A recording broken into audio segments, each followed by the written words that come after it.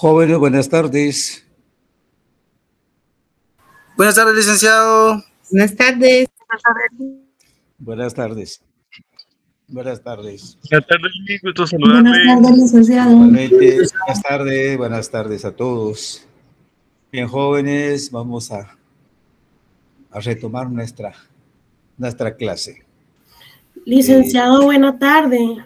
Buenas tardes. Quisiera pedir un favor, permítame. Quisiera pedir un favor para que no haya interrupción. Voy a dar un espacio, siquiera unos 5 minutos, de todos los compañeros que están pidiendo revisión de exámenes. Les informo. Creo que ya manifesté mi preocupación de la cantidad de alumnos, ¿no? 2, detectar exámenes que fueron copiados, así, literalmente. Decía, cortaron y pegaron, esa forma de hacer los trabajos, y se fueron hasta las faltas de ortografía, decía yo, ¿no? Ese es uno. Ahora, hay exámenes jóvenes que no consignan el número de carnet. Definitivamente esa omisión genera dudas. Hay omisiones. Entonces, de esta situación, yo quiero que me aclaren. Cabalmente, en esta sección, no sé si está la compañera Ana María Marroquín. Sí, soy yo, licenciado. Ya. Entonces, a cabal, Ana María, consignó incorrecto su número de carnet. Yo tengo duda ahí, pues, como no nos vemos, ¿va? Híjole, de plano me puse nerviosa, discúlpele, sí, pero yo tengo mi constancia y todo, por si quiere que se me diga. Ana María, nunca debe ponerse uno nervioso. Sí, es natural que uno se altera por el tiempo, el transporte y todo esto, ¿no? Es natural, pero recuerdo que usted va a ser abogada y notaria. No va a ser se va a poner nerviosa cuando le toque una audiencia, omitir medios de pruebas a favor de su defensa, si fuera penal, ¿no? Civil, todos los procesos judiciales, y eso hay que prepararse, ya, hasta emocionalmente hay que ir preparándose ahí, qué sé yo, hay muchas formas de formarse uno, ¿no? Como persona. Entonces, pues, ahí está ese número de carnet. Entonces, Ana María Marroquín, veo una foto acá.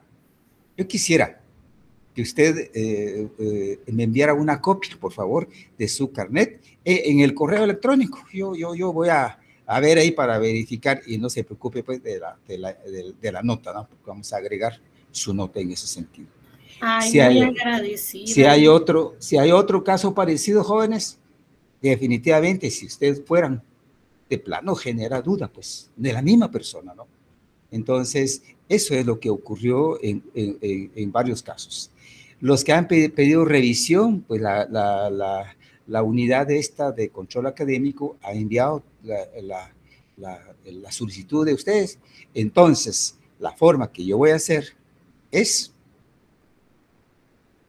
enviar por su correo para la copia de su examen. El examen realizado, para que ustedes revisen. Y de ahí me hagan ver, por favor, sus observaciones, dudas, ¿ok? En la misma vía, ¿no? Vamos a trabajar de esa manera. ¿Estamos?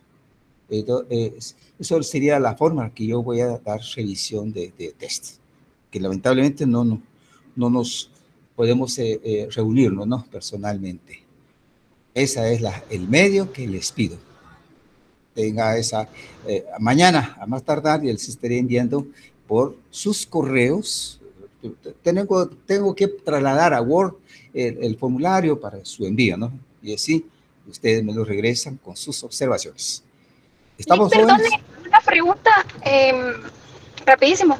Yo nunca he pedido revisión y yo no sé si se escribe algún correo en específico o si usted no lo pudiera poner aquí en el chat para que yo pueda pedir la misma. Ya. solo que María Fernanda, usted me toma de sorpresa, pero a ver si encuentro.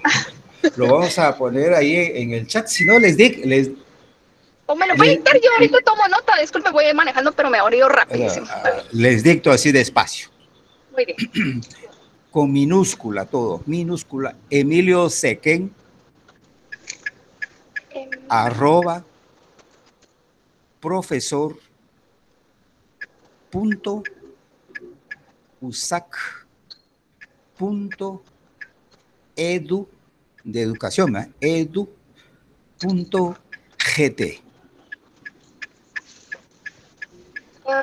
Se lo voy a repetir, perdón. Emilio Sequén, @profesor.usac.edu.gt. Así es, cabalmente. ¿Estamos? Gracias y perdón. Muy bien, muy bien. Bueno, jóvenes, ya hay 118 compañeros.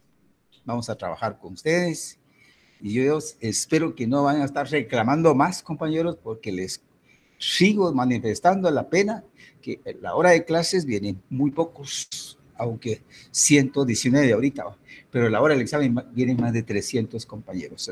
Mucha pena. Yo no sé qué hacen, cómo hacen para estudiar, porque ustedes se dan cuenta en nuestra forma de trabajar y porque el curso lo exige, es que en este momento estamos trabajando con análisis de leyes, ¿no? Previa lectura de parte de ustedes, un trabajo, una hojita sencilla de trabajo, como para tener conocimiento de lo interesante en los recursos administrativos que la ley que el programa, mejor dicho, nos pide, ¿ya? Y que nosotros debemos de saber frente a los asuntos administrativos que le toca muchas veces a un abogado que realizar ante la administración pública. Ya vamos analizando 2 leyes, ¿no? 3 leyes, pero 2 creo que vamos, ¿no? El Código de Trabajo, la Ley de Servicio Civil. Y hoy nos toca analizar la Ley de Clases Pasivas Civiles del Estado. Ya se les envió la 4ª hoja de trabajo relacionada con los recursos en materia tributaria. Ahí terminamos con lo que dice la ley de lo contencioso administrativo, ¿no? Y por especialización de la ley nos toca analizar otros números de leyes. Pero el tiempo nos va a dar el espacio, ¿no? Porque también el tiempo va para el segundo parcial. Entonces, hoy, para el segundo parcial, solamente leyes, jóvenes, ¿ya? Para evaluarnos qué conocimiento tenemos los recursos administrativos en la legislación guatemalteca, prácticamente. Muy bien, entonces la hoja que se les envió hace poco, baja y que tengan el fin de semana para leer el Código Tributario. Yo no sé si ustedes ya llevan el curso de Derecho Tributario, ¿no? Pero si no, se adelantan un poco de leerla. ¿Qué hace qué institución trabaja, pues, y aplica la ley tributaria? Se refiere al cobro de los impuestos, ¿no? Muy bien. Vamos ahora, si no hay otra cosa que analizar, argumentar o hablar, abramos nuestra ley de lo contencioso administrativo y les pido, igual como hicimos el martes, con la hoja en la mano y la ley a la vista, y para leerla y cotejar las respuestas que van dando ustedes mismos. Yo voy mencionando porque la pregunta formulada, ¿no? Son 10 preguntas y se recuerdan ustedes, si leyeron la ley, puedo preguntarles, ¿no? ¿Cuántos artículos contiene la ley de clases pasivas civiles del Estado?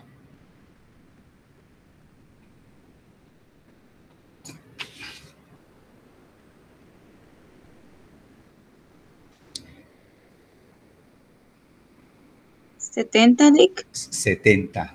Muy bien. 70. Susana vio rápido la ley a la mano.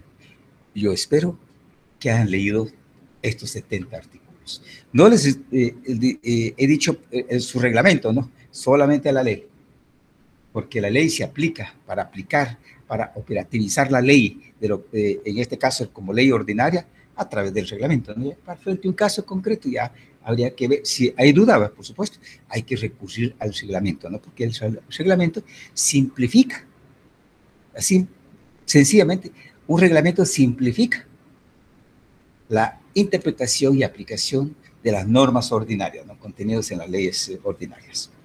Muy bien, son 70 artículos y de ahí vamos a responder 10 artículos, no menos creo yo, porque hay 3 preguntas, se refiere a una sola o a un solo artículo.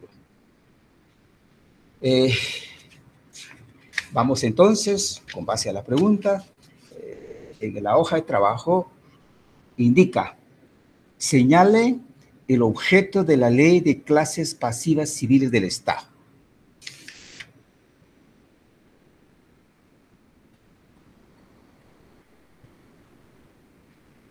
¿En qué artículo está establecido el objeto? O sea, pues la razón de ser de la ley de lo contexto, la ley de clases pasivas civiles del Estado. En el artículo 1. Cabal, Susana. Y si fuera usted tan amable de leernos para reanimar a todos, ¿no? Tenés la ley en la mano. Ahora vamos, mire. Cotejemos, pues, los demás compañeros. Cotejemos. Artículo 1, objeto. Se regirán por la presente ley las pensiones que causen a su favor o a favor de sus familiares los trabajadores civiles del Estado, comprendidos en los artículos 144, 145 y 146 de la Constitución Política de la República de Guatemala, a que presten o hayan prestado servicios en los organismos legislativo, ejecutivo y judicial.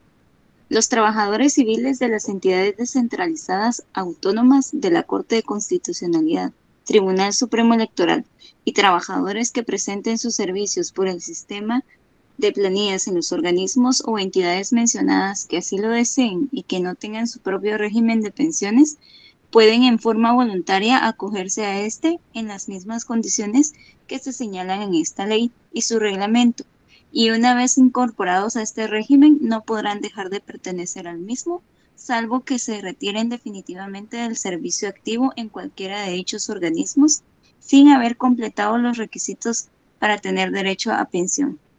Perfecto. Muchas gracias, Susana, Fabiola. Bien, compañeros, la razón, entendimos, ¿verdad? ¿Hacia qué sector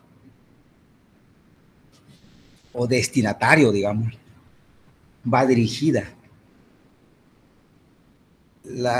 el contenido de esta ley? Es decir, esos 70 artículos, ¿no? Para los trabajadores públicos que prestan servicios en la administración pública. Muy bien. En principio, vamos a ir aclarando. En principio, dirigida la atención de esta ley para los servidores del organismo ejecutivo. Una parte de la administración pública, entonces, ¿verdad? Muy bien. ¿Por qué? Porque escucharon ustedes que dirigido va a todos los trabajadores que trabajan en los 3 organismos de Estado. Luego, a las entidades descentralizadas y las autónomas, ¿verdad? También va dirigida la atención trabajadores que ubicados en planilla, que le llaman. Es una forma de contratar servicios, ¿verdad?, en la administración pública, también a través de planillas. Muy bien. Ahora bien, los 2 organismos, el judicial, el legislativo, y las entidades descentralizadas, si cuentan con su propio régimen de clases pasivas civiles del Estado, ellos no hacen aplicación de esta ley. La verdad, jóvenes, en la práctica, ya ahora, a partir del año 86, por ahí, cuando entró en vigor la nueva Constitución Política, los otros 2 organismos del Estado, judicial y legislativo, y entidades descentralizadas, autónomas, especialmente la USAC, la Municipalidad el banco, ¿no? Y la Confederación Deportiva Autónoma de Guatemala, el Seguro Social, etcétera, cuenta con su propio régimen. Los que trabajan en alguna de esas entidades saben cómo se aplican esas normas especiales para el mantenimiento, ¿no?, del régimen. Hay un descuento, ¿verdad?, que le llaman Montepío en el salario del trabajador, ¿verdad? Y esto viene siendo como un ahorro que hace el trabajador a un sistema que se llama clases pasivas, y cuando llega el momento de jubilarse, ese es uno de los beneficios que contempla la ley a favor de un trabajador del Estado.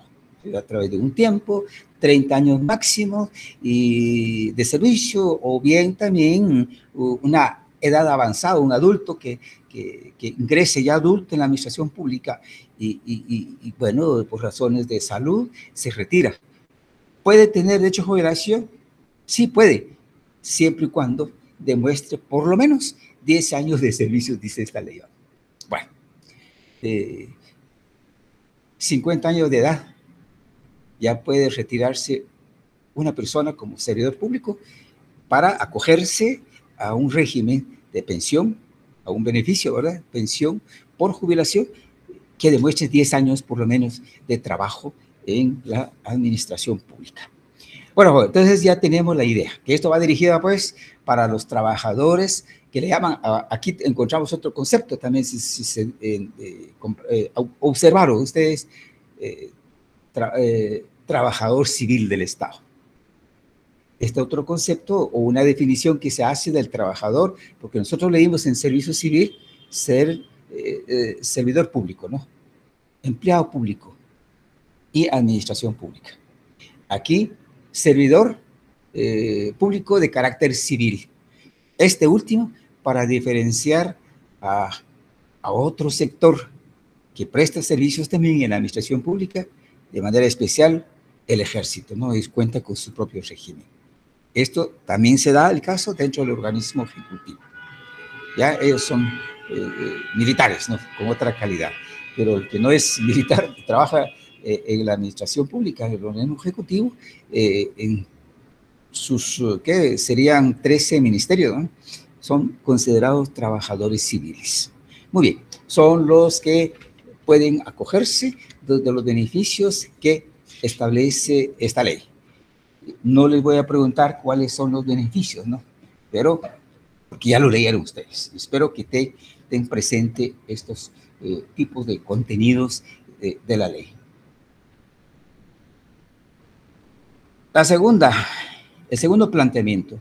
¿Cuál es la cobertura de la ley objeto de análisis? ¿Qué temas, qué asuntos abarca esta ley? Lic, buenas tardes. Buenas tardes, Adrianita. Diga. Yo encontré el artículo 3, que cita lo siguiente: los trabajadores civiles del Estado y sus familias señalados en esta ley gozarán de la protección a beneficios establecidos en la misma cuando ocurran las siguientes circunstancias. Número 1, retiro del servicio. 2, invalidez. Y 3, muerte. Muchas gracias. Son 3 aspectos o 3 tipos de derechos, ¿verdad? A favor del trabajador público y sus familiares. ¿En qué sentido? ¿Cómo será esto? Primero, el retiro del servicio, definitivamente por jubilarse, pues, la explicación que hice al principio. El trabajador público demuestra un tiempo de trabajo que la ley señala como máximo 30 años. Si una persona empieza a trabajar a los 18 años en la administración pública, se puede retirar a un joven, ¿verdad? 30 años de servicios. 18, por ejemplo, 28, 38, 48 años, ya la persona ya tiene derecho, ya tiene el tope. Esta palabra se utiliza en esta ley de la pensión establecida en la ley, el máximo. una cantidad de dinero. Muy bien. Ahora, invalidez. El trabajador, importa el tiempo de trabajo. En el pleno ejercicio de su trabajo, en el ámbito de la administración pública, le ocurre una enfermedad que imposibilita trabajar, o un percance, ¿verdad? Algún accidente que le tengan que amputar algún miembro de su cuerpo, pues de plano queda imposibilitada de trabajar. Esta persona le será aplicada esta ley. Y luego, cuando la persona, trabajador del Estado, muere en el ejercicio de su trabajo, o también el jubilado. Entonces, ¿a quién se le traslada el beneficio que establece esta ley? Pues a la viuda, a los hijos menores de edad, los hijos mayores de edad pero incapaces, debidamente demostrada, ¿va? Legalmente, pues definitivamente ellos son los que pueden percibir el beneficio establecido en esta ley, que son muy especiales, producido por la muerte de la persona como trabajador del Estado o como ex trabajador del Estado. El beneficio de la pensión por viudez puede proceder también en virtud del derecho que gozaba la persona jubilada y fallece, ¿verdad? Ese derecho traslada, repito, a la viuda o el viudo, ¿verdad? Depende, a los hijos menores de edad y los hijos o personas que dependen del trabajador fallecido, pero declarado incapaz legalmente, ¿no? Demostrada, pues. Esto sería, ¿a qué se refiere? La ley cubre la jubilación, que es el retiro del servicio, cubre a los inválidos en virtud o como consecuencia de una enfermedad o como consecuencia de un percance. Esto recibe el beneficio establecido en la ley. Muy bien. Ahí ustedes ponen atención al artículo 3 y 4, muy bonito, ¿no? Va ampliando ustedes, porque ya lo leí, yo no lo voy a preguntar. Entonces, ¿por qué les voy preguntando la pregunta? Porque posiblemente aparece con usted, licenciada o licenciado, fíjese que necesito solicitar o pedir, mejor dicho, el término, derecho de petición, mi jubilación, porque fíjense que yo trabajo en el Ministerio de Finanzas Públicas, ya tengo 30 años, ¿no? De servicio, ya estoy cansado, me quiero jubilar. Muy bien. El derecho de petición se formula. Hay procedimiento administrativo, entonces, ¿no? Hay un resultado de ese procedimiento, ¿verdad? Y la resolución puede hacer que afecte los derechos del peticionario, que es el trabajador que pretende jubilarse. ¿Puede impugnar? Por supuesto que puede impugnar. Ese es el objetivo de nuestra lectura de las leyes. Muy bien. También un inválido solicita el pago de un beneficio establecido en la ley porque me quedé inválido. Tengo hijos, tengo esposa o tengo compromisos de tipo económico. Yo no puedo trabajar, entonces se pide, ¿no?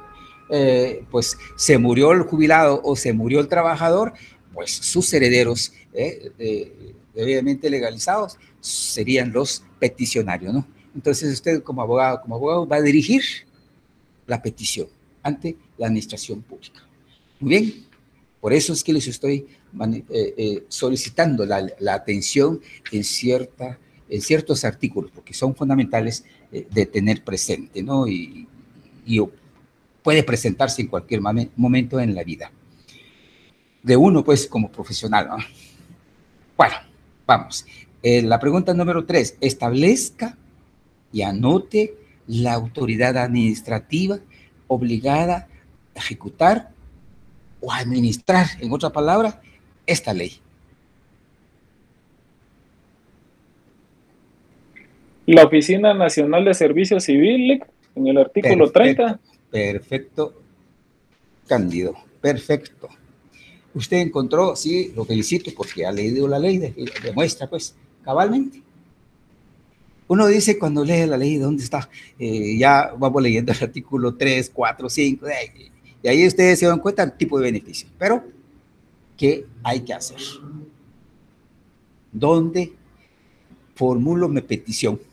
No va a ser un ministro. Y fíjense usted, si yo mencioné el caso anterior como ejemplo, trabajador de finanzas públicas, porque es auditor allá, encargado de formular el presupuesto de la nación. Y se jubila. ¿Vale? Peticionario. ¿A dónde? No va a ser ante el Ministerio de Finanzas Públicas, donde él presta sus servicios. La ley, hay una ley especial que dice y orienta la petición ante la Oficina Nacional de Servicios Civiles. Lo deducimos en el artículo 30. Cándido, ¿usted puede leernos del artículo 30, por favor? Claro, Lick, ahorita se lo leo. Muy bien. Artículo 30, competencia. La administración, registro, trámite, autorización y demás operaciones que establece esta ley corresponde a la Oficina Nacional de Servicio Civil. A la Contraloría General de Cuentas le compete fiscalizar la liquidación de las pensiones exclusivamente en cuanto a las operaciones y cálculos matemáticos. La contabilidad y pago de las pensiones corresponde al Ministerio de Finanzas Públicas. Muy bien. Cándido, no sé si usted omitió algunas frases del segundo párrafo. Si no, les quiero pedir un favor. Y me disculpo con ustedes, no le hice la observación en cuanto hay que tener presente, ¿no?, la ley vigente y actualizada.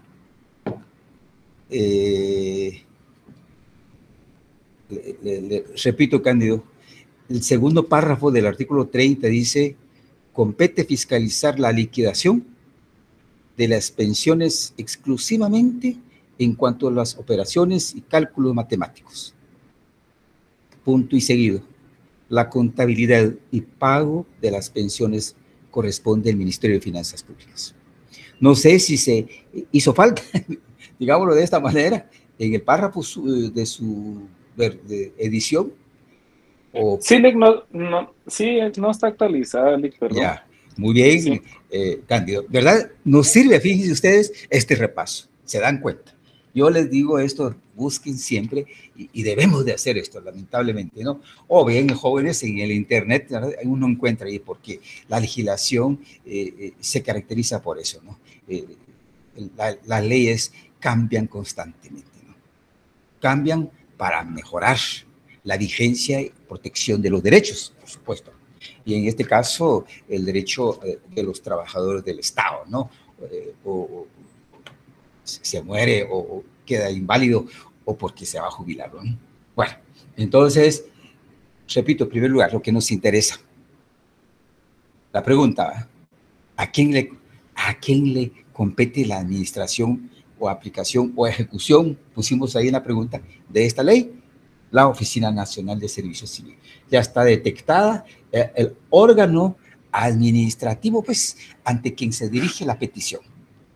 Definitivamente va a ser el órgano administrativo que posiblemente va a conocer del recurso administrativo, si se diera lugar a una impugnación, ¿verdad?, de la resolución de la petición formulada por jubilación, por invalidez o por causa de muerte. ¿Estamos? Ahora, la Contraloría General de Cuentas entra porque es el que va a revisar, porque es el que controla, ¿verdad?, el buen uso de los recursos financieros del Estado o de la administración pública, para decir mejor, más claro. Entonces, por eso es que le dan intervención y ve si está bien el cálculo y la sumatoria, ¿verdad?, del tiempo y la cantidad de dinero que le va a corresponder de por vida, digámoslo, para no decir el resto de vida que le queda al trabajador si se quiere jubilar, ¿verdad? Muy bien, entonces por eso entra la Contraloría General de Cuentas. Y finalmente, ¿quién va a hacer el pago del dinero calculado Oficina Nacional de Servicio Civil, y que lo volvió a revisar la Contraloría General de Cuentas, que sí cabalmente está ajustado, bien hecho el cálculo, bien hecho la sumatoria, entonces se emite la resolución aprobando la petición formulada en su momento, muy bien, y le dan, le hacen notificar a Finanzas Públicas para que haga el efectivo, ¿no? Para que programe el pago año con año, el pago de una suma de dinero en concepto de jubilación, en concepto de invalidez o en concepto de pensión después de la muerte de un trabajador. Muy bien, ya estamos ahí. Eso deben anotar ustedes, pues, el artículo 30, ¿verdad? El número 3 establece que ya anote la autoridad administrativa obligada a ejecutar esta ley. ONSEC, para no anotar mucho, Oficina Nacional de Servicio Civil, artículo 30 de la Ley de Clases Pasivas Civiles del Estado. Vamos, la pregunta número 4. Siempre con la súplica de que alguien indique y que lo lea de una vez el artículo, ¿no? 4. Indique la denominación o el nombre, ¿no?, del recurso administrativo que establece esta ley a favor de los interesados.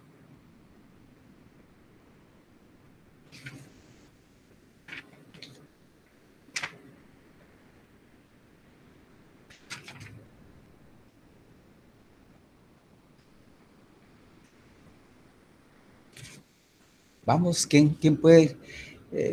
Héctor Osvaldo, usted ya encontró, perfecto, muy bien, Héctor Osvaldo, déjenos lectura, por favor.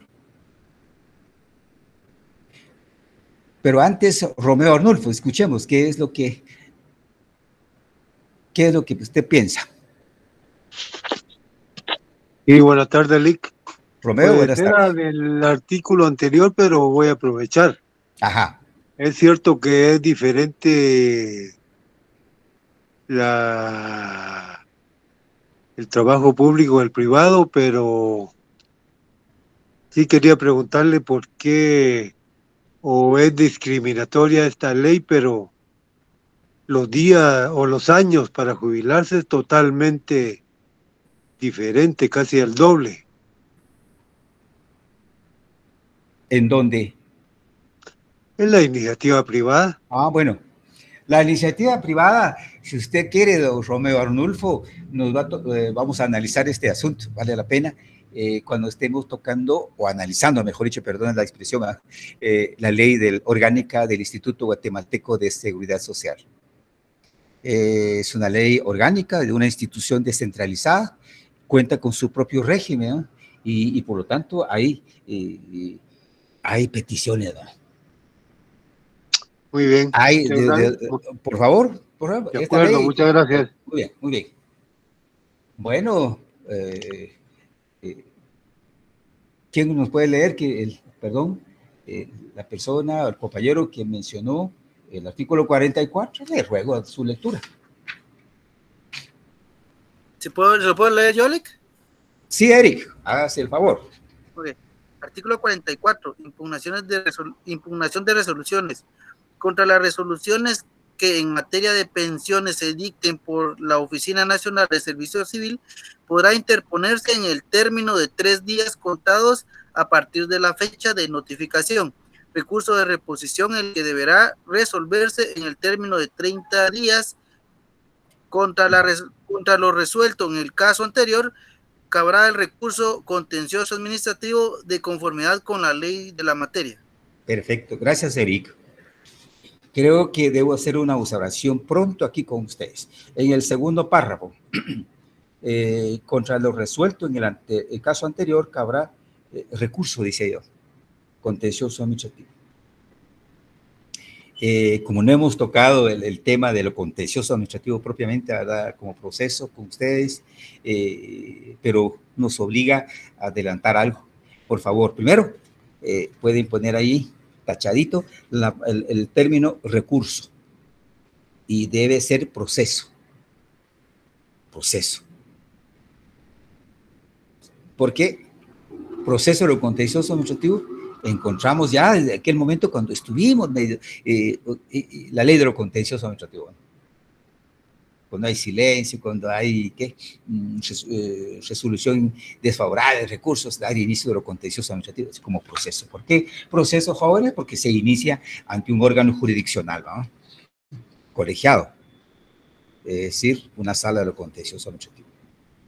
Hay demanda, hay un proceso, ¿no?, judicial establecido y hay que aplicar. Además, la ley de lo contencioso administrativo y el Código Procesal Civil y Mercantil. ¿Ya? Por eso es que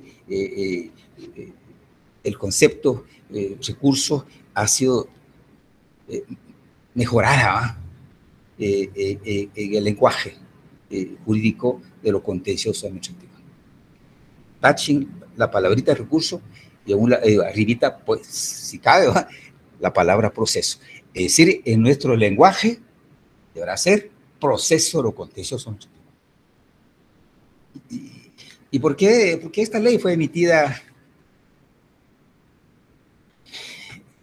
Bueno, en el año, se encontramos en la parte última de la ley, como dijo la compañerita Susana, recuerdo que dijo, artículo 70 contiene la ley, pero ahí hay una norma 69, artículo 69, se deroga el decreto 2870, es decir, la primera ley de clases pasivas civiles del Estado.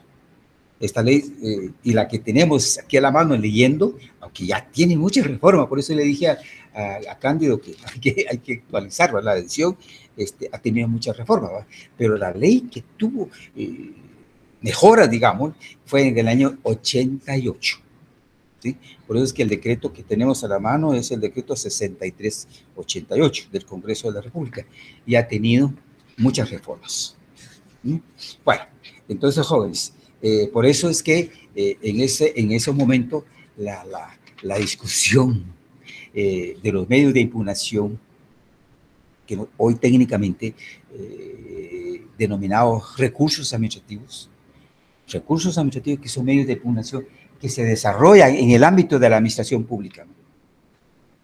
Ya el control jurisdiccional del resultado de un recurso administrativo desfavorable, ¿no?, se hace en el ámbito judicial. Y en el ámbito judicial, pues definitivamente hay otro comportamiento. Hay que observar, aplicar leyes procesales, porque se desarrolla dentro de un proceso ante jueces, que son autoridades facultados por el Estado para administrar justicia. Bueno, por eso es que hay muchos cambios y tenemos que actualizarnos en ese sentido. Ese es otro de los objetivos de la lectura que hacemos de las leyes. Muy bien, entonces, artículo 44, gracias Eric, la detectamos, yo lo llamo así, y para responder la pregunta número 4. El recurso que encontramos, recurso de reposición. Artículo 44. Aquí deben, por favor, mucho ojo, el nombre del recurso. Yo formulé la pregunta, denominación. Recurso de reposición. Y recurso de reposición, en un primer momento de estudio que hicimos con base a la ley de lo contencioso administrativo, llamamos gracioso, con el apoyo de la doctrina, les dije yo a ustedes, gracioso, en el sentido de que una autoridad emite una resolución y si se impugna, esa misma autoridad revisa su propio acto, ¿no? Tramitarán entonces el recurso como medio de impugnación y resolverá su propia resolución en un segundo momento. Si bien va, revoca o modifica, si no, confirma. ¿Eh? Por eso es que la doctrina dice gracioso, porque da esa duda, ¿no?, que una autoridad misma revise su propio acto. Y el objeto de la revisión la debe hacer otra autoridad. Del mismo ámbito, definitivamente que sí, ¿no? Por eso es que el desarrollo del trámite de un recurso de reposición establecido en la ley de lo contencioso administrativo lo hace el propio ministro. o el propio alcalde, en el caso de las municipalidades. ¿Sí? Él mismo, la misma autoridad que emitió una resolución e impugnada esa resolución y entra a revisar por segunda vez su resolución, podrá resultar o dar un resultado que afecte los intereses o derechos de la persona, la persona peticionaria. Eso le llaman. Entonces, eso hay que tener presente con esta localización que hicimos, recursos de reposición en materia de clases pasivas civiles del Estado. Muy bien, ahora Eric leyó todo el artículo. Jóvenes, ahí podemos contestar la siguiente pregunta, creo yo. Pregunta número 5. ¿En contra de qué clase de resoluciones procede el recurso administrativo ya identificado? En contra de las resoluciones en materia de pensiones que dicte la Oficina Nacional de Servicio Civil. Perfecto, muchas gracias, Susana. En tal sentido, diríamos resoluciones de fondo, ¿va? Porque resuelve el fondo de la petición, el motivo o la razón de la petición formulada, que es jubilación, ¿ya? Que es pago de una pensión por invalidez, que es el pago de jubilación, de una pensión, perdón, después de la muerte del trabajador o del ex trabajador porque se encontraba ya jubilado. Muy bien, entonces es resolución de fondo. Entonces hay resoluciones de trámite, definitivamente, que son las providencias de trámite, eso no son impugnables, ¿no? Son de trámite, le llama la ley, y su mismo nombre lo dice, pues, es el que desarrolla el procedimiento administrativo. Pero el resultado final es el fondo del asunto, ¿no? Que va razonada, dijimos en su momento, y así lo dice la ley del contencioso administrativo, ¿no? Todo ese conocimiento que tenemos, jóvenes, de la ley del contencioso administrativo, debemos de tener presente para los distintos recursos que vamos encontrando en leyes especiales. Perfecto. Entonces, jóvenes, la pregunta del 5, ¿en contra de qué? Resoluciones de fondo. ¿Ya? Por materia de pensión, de jubilación, dijo Susana, así es, invalidez y muerte. Lo que encontramos en el artículo 3, creo yo, ¿verdad? Muy bien, jóvenes. Ahora el 5. Establezca el plazo dentro del cual debe ser presentado el recurso. ¿Y a partir de qué momento? Ojo ahí, ¿dónde lo vamos a interpretar? Pues con el artículo 44 que leyó Eric. Y vamos viendo para responder la pregunta número 5. ¿En qué plazo, dentro de qué plazo debe ser presentado el recurso? Entonces, como una obligación, ¿verdad?, de carácter legal establecido en la ley. En el término de 3 días contados a partir de la fecha de notificación. Perfecto, muchas gracias. Esto hay que tener presente también aquí. La ley de servicio civil, estuvimos un poquito ahí analizando cómo se entiende ¿no? El término. Dentro del término, o puede decirse dentro de un plazo de 3 días, incluyendo el día de la notificación. Aquí dice la fecha de la notificación.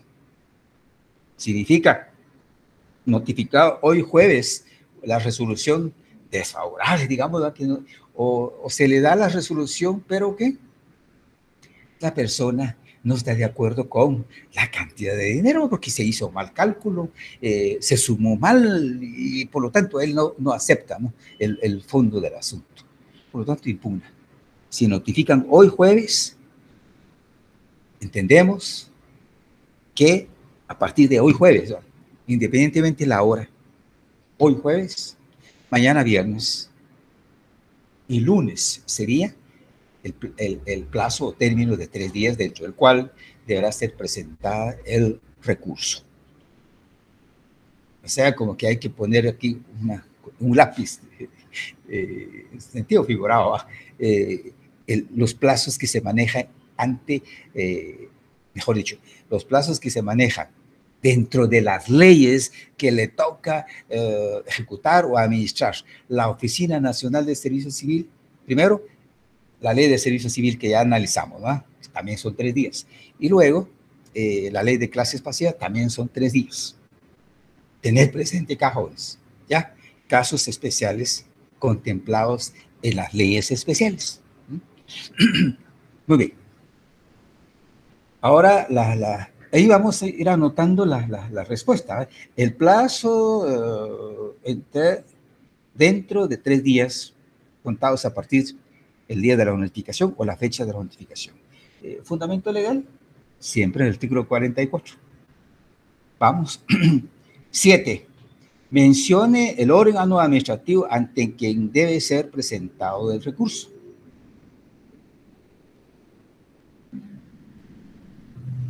Susana leyó perfectamente y dice, contra las resoluciones en contra, que en materia de pensiones que dicte la Oficina Nacional de Servicio Civil podrá interponerse en el término de 3 días, etcétera.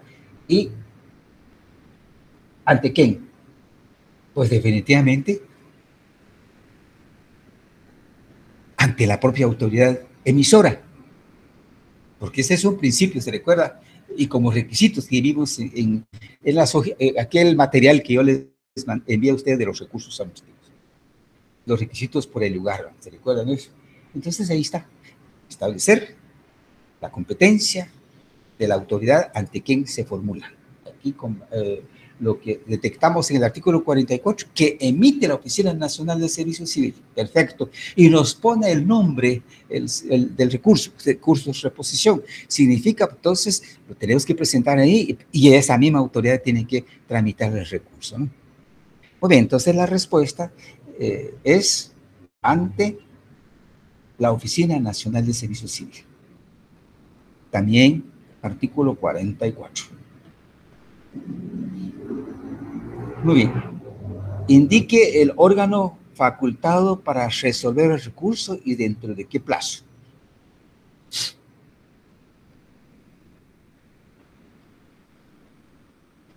Ya leímos siempre en el artículo 44. ¿Ante quién se presenta? La Oficina Nacional de Servicio Civil. Ajá, exactamente. Muy bien. Y ahora, el órgano facultado, en otras palabras, obligado a resolver el recurso. ¿Y dentro de qué plazo?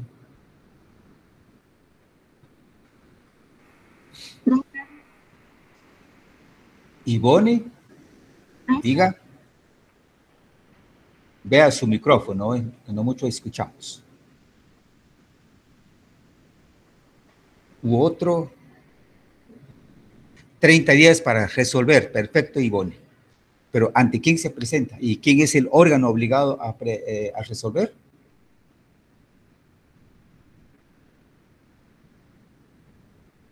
La Oficina Nacional de Servicio Civil.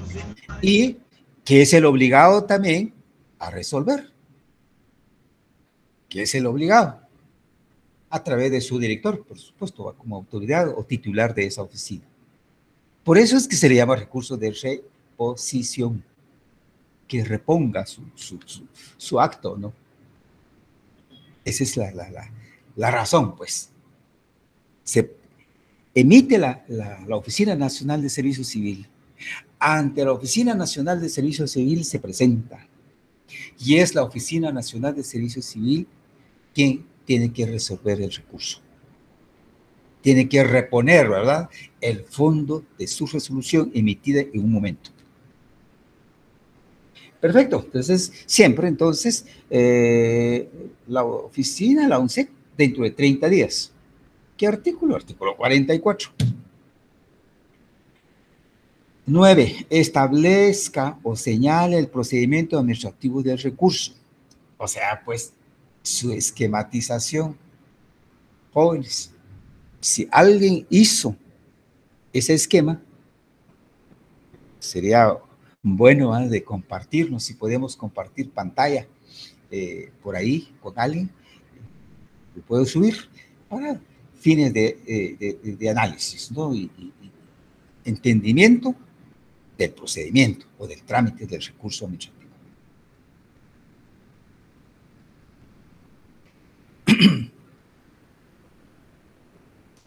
O si no, ha hablado.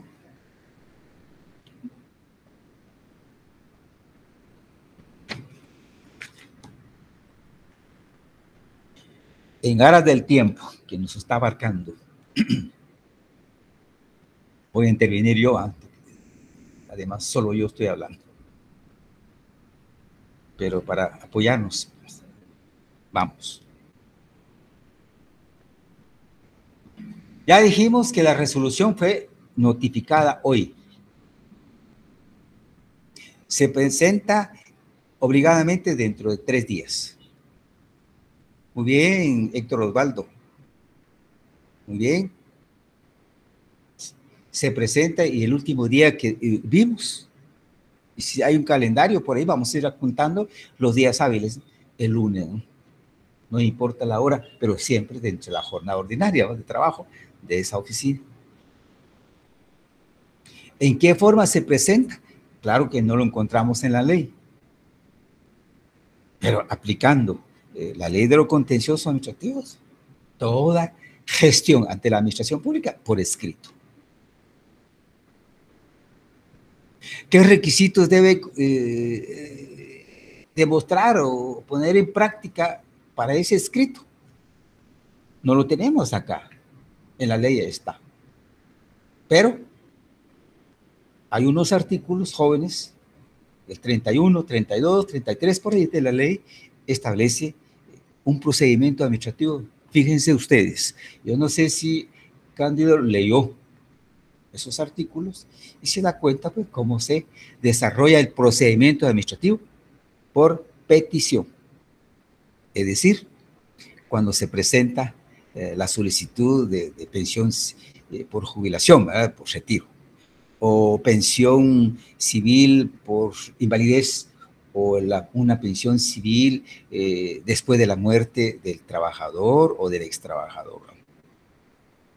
¿Cómo se presenta? ¿Ante qué? Y bueno, ¿y qué requisitos hay que adjuntar? Pero todo eso, procedimiento administrativo de petición.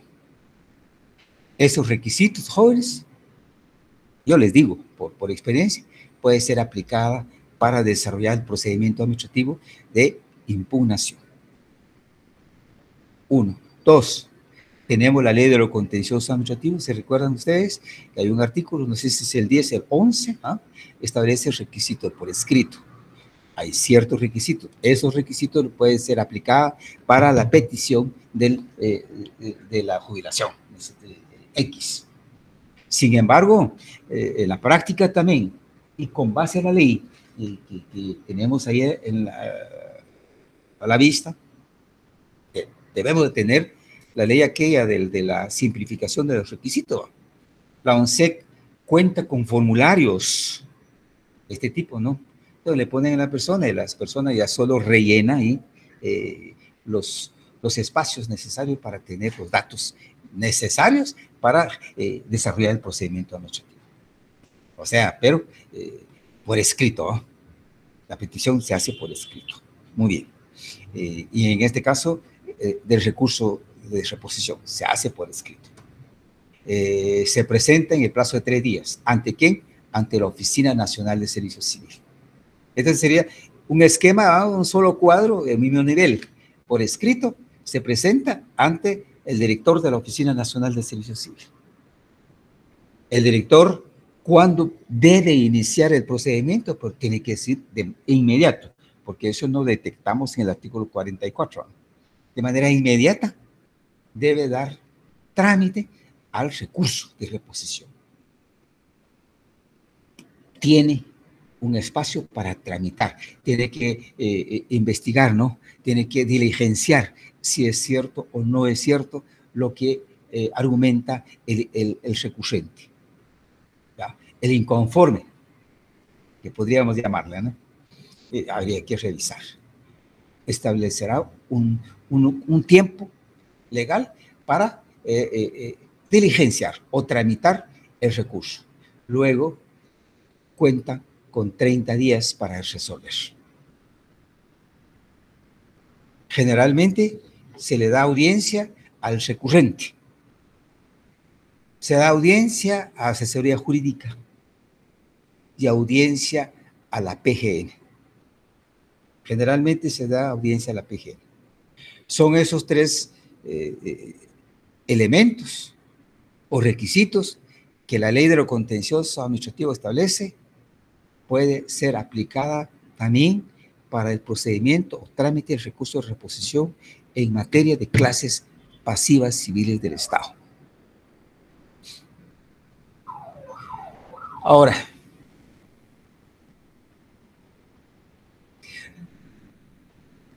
otro aspecto, jóvenes. Y les voy a preguntar, por favor, bajo nuestra lógica, podemos responder. Tenemos el plazo para resolver. La ONSEC tiene obligación de resolver en 30 días. Ahora la pregunta, si no resuelve en ese plazo de 30 días, definitivamente aparece silencio. Y este es un trámite administrativo. ¿Ah? Es un trámite administrativo. No meramente laboral, es trámite administrativo.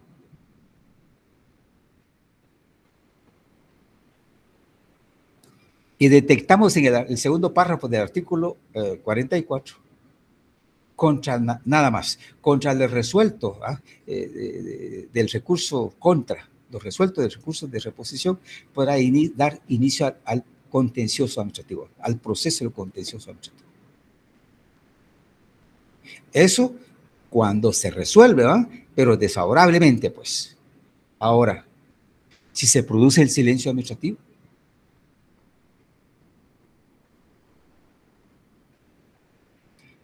¿procede o no procede? La pregunta, jóvenes, respondan ustedes. ¿Procede o no procede? Acción de amparo.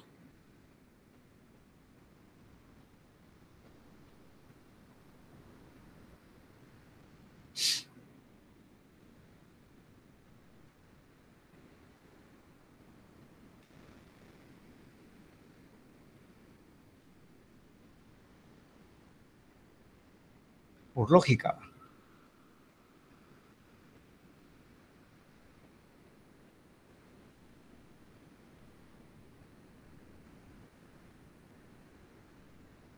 Porque sí hay posibilidad, ¿verdad?, de recurrir hasta lo contencioso administrativo. Y recuerden ustedes que hemos dicho que para llegar a lo contencioso administrativo, la sala de lo contencioso administrativo piden el agotamiento, en definitiva, la vía administrativa, el agotamiento de la vía administrativa, de manera definitiva o efectiva, en otras palabras. Sí, perdone, sí, hay procesos de amparo cuando hay silencio administrativo. Ajá. Bueno, Diego, sí, ¿usted cree que sí procede acción de amparo? Sí. Va, perfecto, lo felicito, así es. Por lógico, que si hay posibilidad de recurrir lo contencioso administrativo cuando se resuelve desfavorablemente. Y con el silencio administrativo, ni siquiera llegó a la resolución. No se sabe si va a haber resultado. Y aquí, jóvenes, no podemos dar por desfavorable y por agotado la vía administrativa. ¿Por qué? Porque es recurso financiero, económico, es dinero, pues, de por medio y de por vida. Entonces, es lógico que hay que exigir el agotamiento del debido proceso, pues, que se agote el último acto, que es la emisión de la resolución. De manera concreta. Lic, entonces, una pregunta, digamos, con interponer el amparo que usted menciona, ese es como para obligar a la institución a que dé su resolución de fondo como tal, sea negativa o positiva, y posteriormente, pues ya.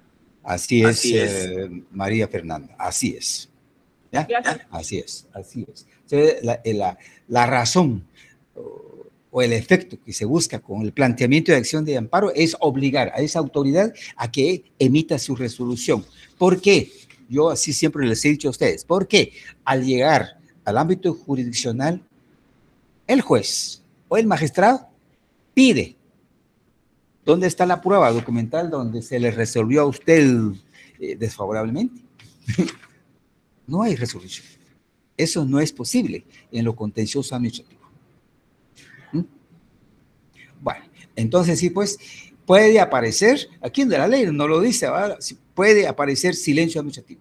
Y ese silencio administrativo hay que interrumpir con acción de amparo. Artículo 10, necio A, inciso E y F. Estamos. Muy bien, entonces, esto puede ser anotado ahí en la hoja por ustedes, porque ya ampliamos nuestro análisis. El artículo 10, ahí está la respuesta de lo que leímos en el segundo párrafo del artículo 44. En contra de la resolución desfavorable del recurso planteado, ¿qué tipo de acción procede? Pues contencioso administrativo, ¿no? La pregunta que no está formulada acá es este último, ¿no? Si aparece silencio administrativo, ¿qué se puede hacer? Planteamiento de acción de amparo, ¿no? También, entonces, anoten allí como número 11 ustedes, también puede aparecer la posibilidad de plantear acción de amparo en virtud del silencio administrativo. Bueno, ahora jóvenes, solo con el ánimo de aclarar algo de los recursos, rápido nos dirigimos la atención al artículo 44. Sin embargo, el 44 es el segundo artículo del capítulo 6 de la ley. El capítulo 6 de la ley se refiere a impugnaciones en plural. Artículo 43. Empieza este capítulo y dice revisiones a las liquidaciones.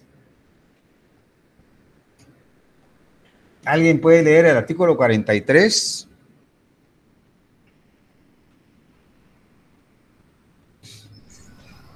Con gusto, Lic. Gracias, Eric. Artículo 43. Revisiones a las liquidaciones.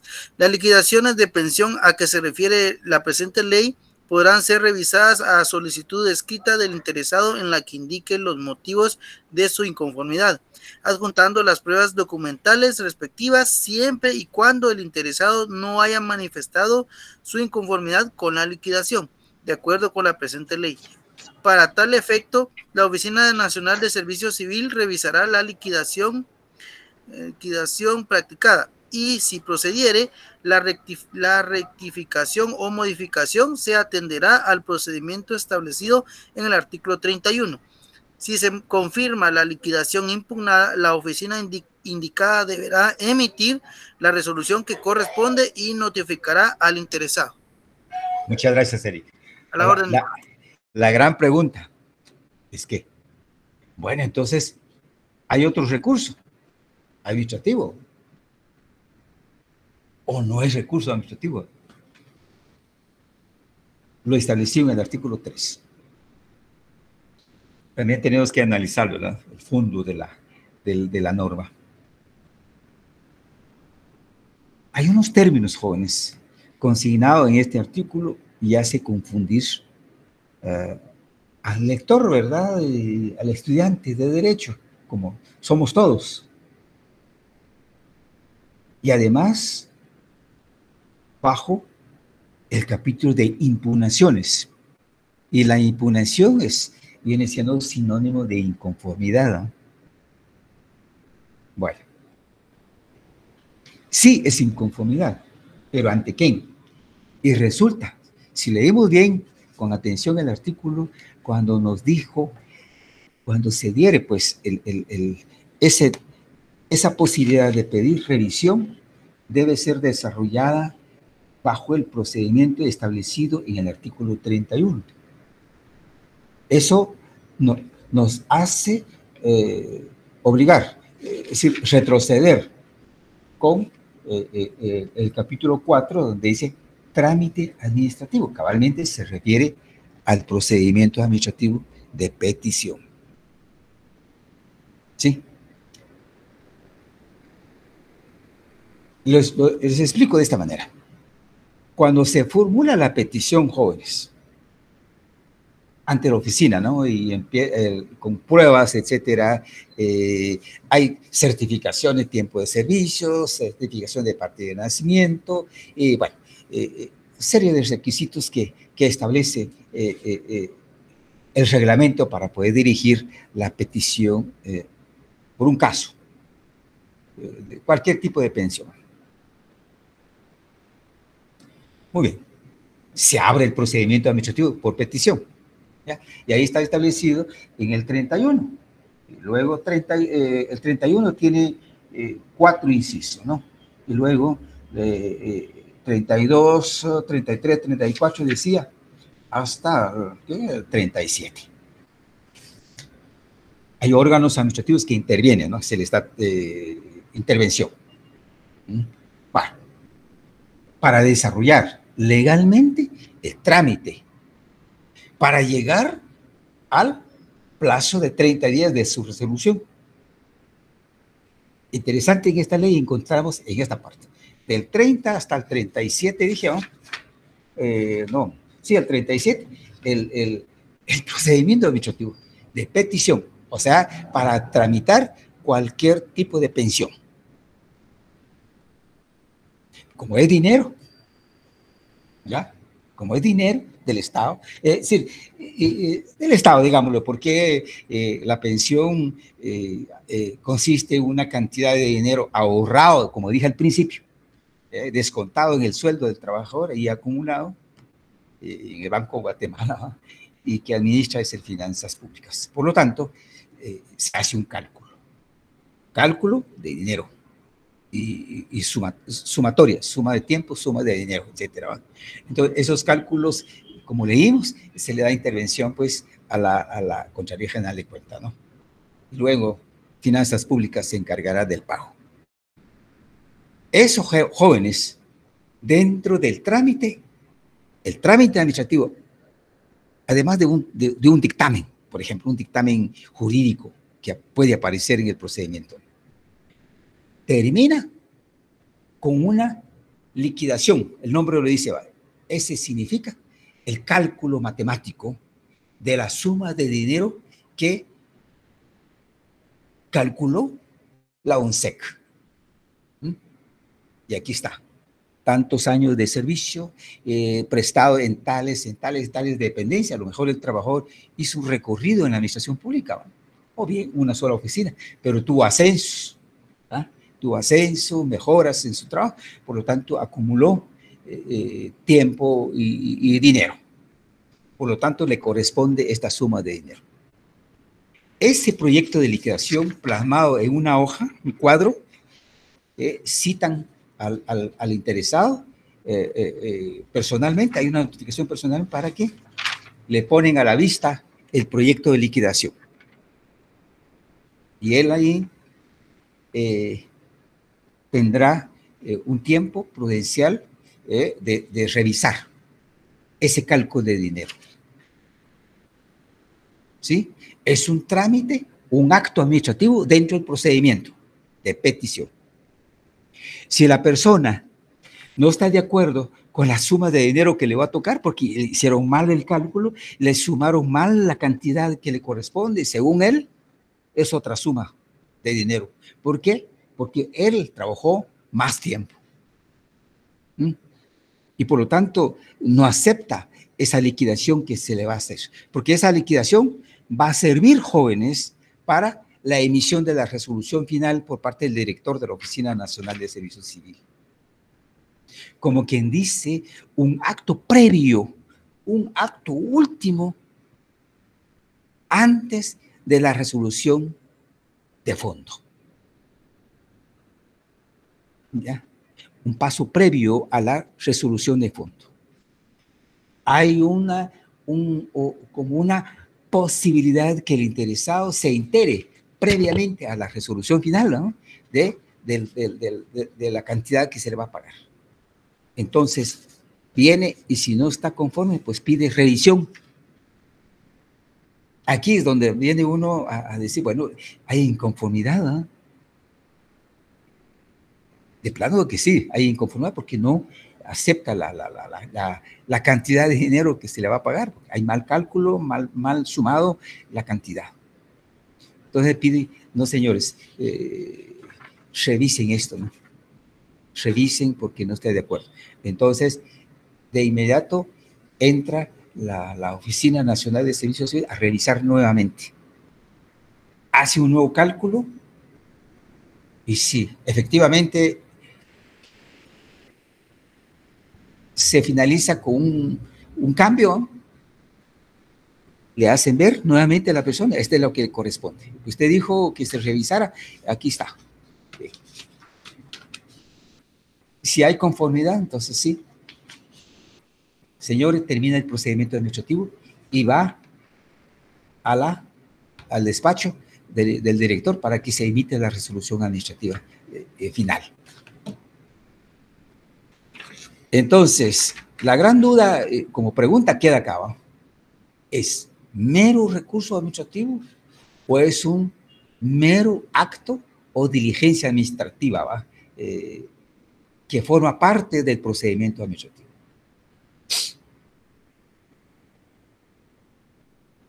Aquí llegamos a la hora y que yo quisiera dejarle esa pregunta y los voy a, que no se me va a olvidar, les voy a preguntar para el martes, ¿no? Por lógica también se puede responder, ¿no? Por lógica, solo les digo nuevamente, es una diligencia, jóvenes, una diligencia administrativa que se realiza dentro del procedimiento administrativo de trámite, ¿no? No después de la resolución notificada. Por lo tanto, ¿podrá ser recurso, mero recurso administrativo? ¿O es un mero acto o diligencia administrativa? Tomen nota y lo vamos a aclarar para el día martes. Previo a entrar a discutir materia, recurso administrativo en materia tributaria, que es lo que les pido, por favor, un código tributario también actualizado, porque hay cambios últimamente en el código tributario. Jóvenes, ¿hay algún comentario? Rick, muchas gracias. Bueno, Diego, que por favor que quede claro y sepan, estamos analizando leyes, ¿sí? Y eso es muy útil para nuestra formación. Nos vemos pues el martes, primero Dios. Feliz noche, Lick. Feliz noche. Adiós. Vamos a la otra clase. Buenas noches. Buenas noches.